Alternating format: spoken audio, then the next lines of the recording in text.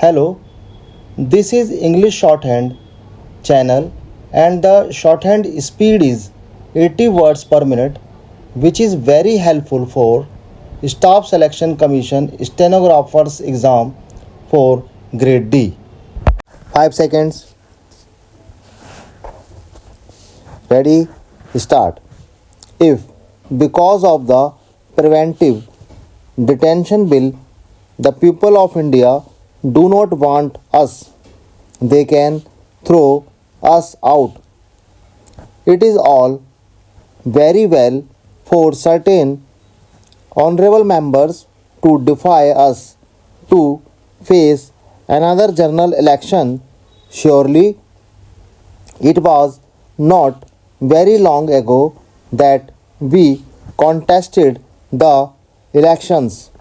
The old Detention Act was very severe and we are now seeking to amend it. During the elections, this particular amendment was discussed and criticized a certain deal by members of the opposition. Being the party then in power, we had to justify the measure. Yet the results of the elections are there for all to see. Some honorable members talk glibly about a police state. I put it to them that they think over the matter calmly and find out if there is the remotest justification for using that word. I invite them to compare the structure of our government with that of many others. I do not like criticizing any other country. I do not know what their problems are. It may be that the way they have chosen is right for their country. I shall not judge for them, just as we will not let another country judge for us. But when I am criticized, I can, however, look around and invite you to compare the governments in Asia and Europe. Let us, for instance, compare our governments with authoritarian regimes. Can the honorable members still maintain that this measure is unduly restrictive in the modern context? Surely, a country which has elected the honorable members opposite to represent some of its constituencies could not possibly be a police state. Some honorable members seemed to imply that this bill was directed against a certain group or party. That, I think, is a wrong view to take of the bill. We have had in India, broadly speaking, 4 types of antisocial activities. There has been a great deal of activity with communal purposes.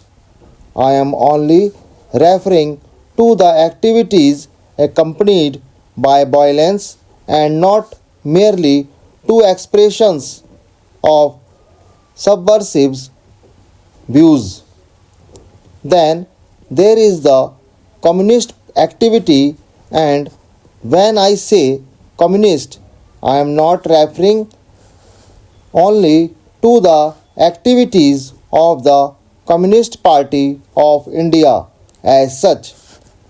It is a loose word which I have used to describe the many groups and parties that are distinct from one another, and I do not know all their names. They breeze in and out of the scenes of travel. They recognize no discipline, not even the discipline of their own party. Thirdly, we have also witnessed various forms of terrorist activity by Jagirdars in our country. Broadly speaking, again I shall refer to these as Jagirdari activities. The other day, an honorable member opposite referring to the disturbances in Calcutta claimed that it was the sweep of history which had forced the masses into action. Broad masses have been in action before and have brought about big chances for good or for bad. But to see in these incidents in Calcutta or elsewhere the influence of the broad masses in action seems to me not only to be a complete misjudgment of what is happening but also a complete misuse of words. Let us consider the incidents in Calcutta to which my honorable friends referred. Those who were responsible for these incidents justified the use of violence by arguing that certain assurances given by the Government of India and the Government of West Bengal in regard to food supplies in the state had not been fulfilled. The question of fulfilling the promise did not arise until 6 months later. When these incidents took place, the governments of India and West Bengal had done all that they had undertaken to do until that day. Calcutta had plenty of wheat, not only wheat but also rice. Certain people in Calcutta, however, announced their intention to hold demonstrations on the ground that the Government of India had not fulfilled its program. The leaders concerned were sent for by the Chief Minister of West Bengal. He gave them the facts and the figures and convinced them that there had been no breach of promise. They left satisfied that there was no ground for complaint against either of the governments. Yet they all returned in a procession the next day, and there was this trouble. In a city like Calcutta, as honorable members can well imagine, it is a very easy for a crowd of 2 to 500 persons to create trouble if they are so inclined. It is to this small unruly crowd that the honorable member referred as the broad masses in action. Speaking of Calcutta, another incident comes to my mind which took place 2 or 3 years ago.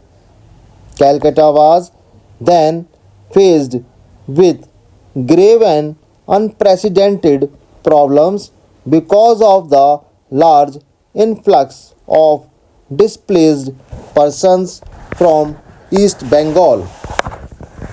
A state of semi terror prevailed in the city and bombs were thrown at policemen and shops. It was at about this time that I went to Calcutta and addressed these broad masses.